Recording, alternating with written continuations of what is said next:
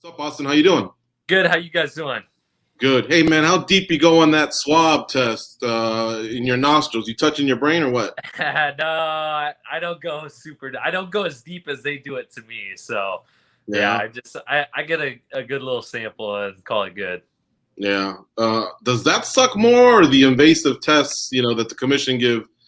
When you have no urine left, and that's when they catch you. Yeah, I don't love the shoving the swab up my nose. It's not super fun. Yeah. All right. Well, listen, I'm excited about this fight, and these last few weeks, actually, with the Grand Prix unfolding, and last week's card having a lot of talent. I think Bellator's making their mark here on Showtime. But what I wanted to ask you was, such a pivotal matchup like this, and no disrespect to the champ, she deserves to be at the top. You guys are in the co-main. How anxious are you to get to 5-round fights, versus 3 rounds? Is 3 rounds more your thing, or do you feel like 5 rounds really going to show what Austin Vanderford has in the second decade of fights coming up? Yeah, I think the 5 rounds is what I'm looking forward to. I think one of my weapons is my cardio and being able to put on a high pace and keep that going. So I think 5 rounds are going to benefit me for sure. So I'm excited for that. That's what we train for anyways. And yeah, I'm excited to get to that point.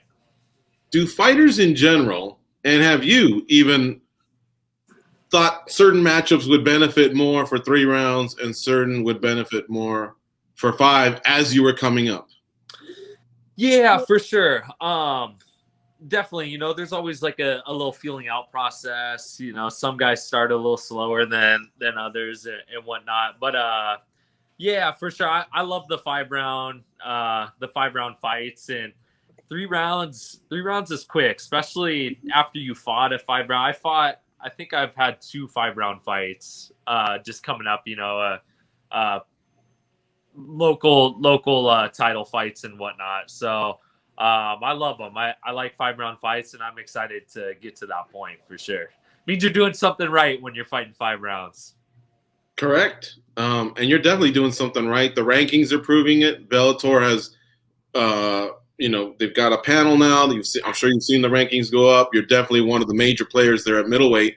But I wanted to ask you, as I was seeing things unfold last weekend in the bantamweight division, I was like, a free agent signing here and maybe a key acquisition here, and they're ready for a Grand Prix. And I think middleweight's not far behind. Are there any types of those talks behind the scenes that you hear? Because I think Grand Prix kind of give an injection to the division. Yeah, nothing that I've really heard, but man, I think that's something really cool that Bellator does, and something that can differentiate us from the other promotions and whatnot, doing the Grand Prix and the tournaments. And I'm excited. I really do hope that, after the next one, that they consider middleweight. And I grew up in the wrestling world, so usually it was a tournament to figure out who was the best guy. So I'm all for tournaments. I think it's fun. I think the fans love it too.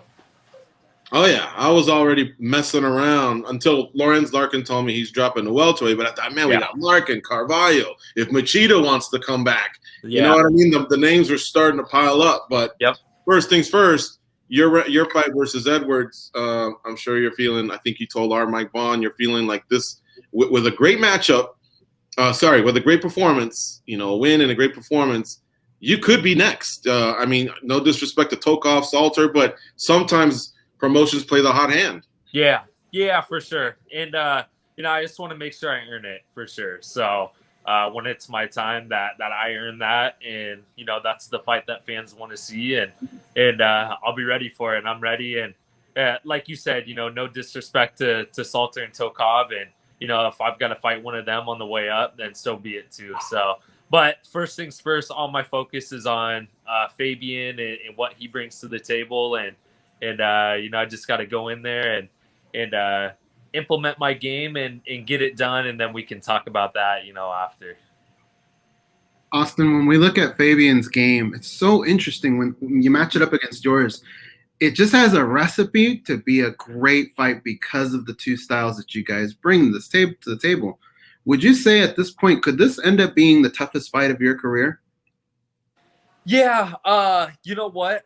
Or not oddly enough, but I look at every fight. My next fight's my toughest fight. So, I know Fabian brings some skills that some of the other guys I fought didn't necessarily possess, but I also think he's got some holes in his game that some of my other opponents they excelled at a little more, and that he doesn't quite have. So, this is my toughest fight, and this is what I've been preparing for the past few months, and I'm excited to go out there and prove that I earned that ranking, and that's where I should be, and and it's only up from there. When we look at your overall career and speaking to you, you've always been honest, you've been a nice guy, but I've never really been able to pinpoint. We've talked to a lot of people before, and they've said, you know what? For me, it's all about the money. It's all about prestige. Other guys say it's all about the belt. It's all about martial arts. Where do you kind of stand? Because I could see you maybe being a little bit of all of those, but I'm still not sure. What is it for you that drives you? Yeah, it's being the best and trying to be a world champion. And if I'm gonna be blunt and honest, I don't have to. At this point, where Paige and I are at, I don't necessarily have to do this for the money. I love the fight, and this is what I want. And she can't keep me out of the gym. No one can keep me out of the gym. And I do this to be the absolute best and to prove myself too. I got into MMA, into fighting to test myself and just see how tough I really am, and see if what I believe is actually true. So, I go out there and do this for the glory more than anything. It's not really necessarily about the money to me. George and I combined have 0 tattoos. So I have a stupid tattoo question for you. Yeah. All right? My whole thing for never getting a tattoo is I have like pairs of shoes and shirts that I bought 3 months ago, and I look at them and I go, oh, what was I thinking? So I would imagine that if I get a tattoo after like 6 months, I'll go, dude, that was the wrong choice. But do you have one in particular that you could point to that you could say, man, I kind of wish I regret getting this one? I would think that everyone would think the one on my throat, but that's one of my favorite ones for sure. Not really. You know what? I'm so spontaneous. I got the hair dyed right now too, and I wake up one morning, I'm like, man, I'm gonna go get a tattoo, and I think they all have a story behind them and a memory and all that stuff. So, I really like to. I kind of have a tradition. I go and get a tattoo right after each fight, and so I can kind of look at each tattoo and think, oh yeah, that was after that fight and whatnot. So. I couldn't really say that I have one that I regret. What do you already have one in mind for after this fight? Not exactly. I have a couple ideas, but I don't know. Like I said, I'm so spontaneous. I might. I think I've got like 5 different ideas, and I'll see how I feel after the fight. The week after, and then I'll go get it done. Very cool. And I was so happy to hear you say you fight for the glory. I'm not a hater, honestly, Austin. Yeah. I was very happy to see, McGregor, he reached the top of the Forbes list. Yeah. So representative of combat sports, MMA. And then I was looking at some of the other guys like Messi and Brady and Ronaldo and but I still stand by. I watch these guys. I don't know if you ever watch any NBA at all.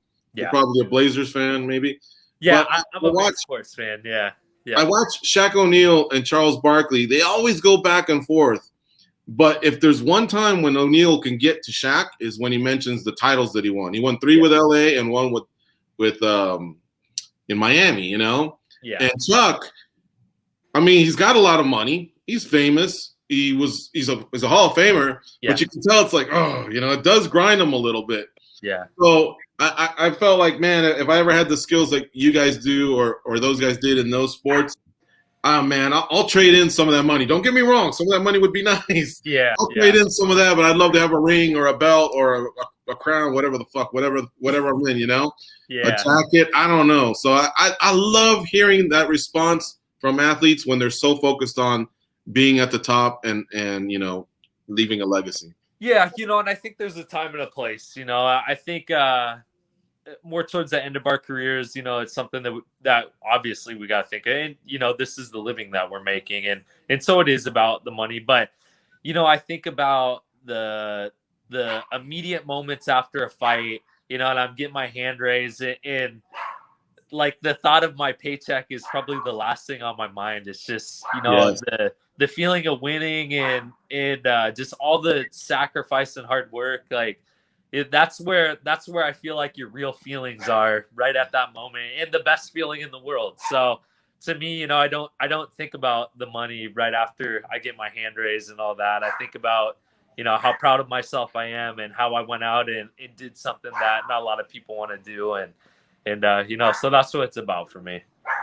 Man, so glad to hear it. And I'm just buzzing just talking about it because I was remembering last weekend Sergio Pettis getting his belt. And that big smile he had on his face, to win a major belt. His coach was patting him on the back, and Duke's been in a lot of corners of guys that have won belts. And then his brothers shining the bell. You could just see the love between them because they had both reached an apex in their careers. That was awesome. Those are the moments that I live to cover as an MMA media guy and as a fan, because at the core of me is a fan, So I love talking to fighters like you, bro. Yeah, thank you so much. Yeah, I appreciate that a lot. Yeah, keep grinding. All right, thanks for the time, man. All right, you guys. Yeah, good to see you guys. Thank you.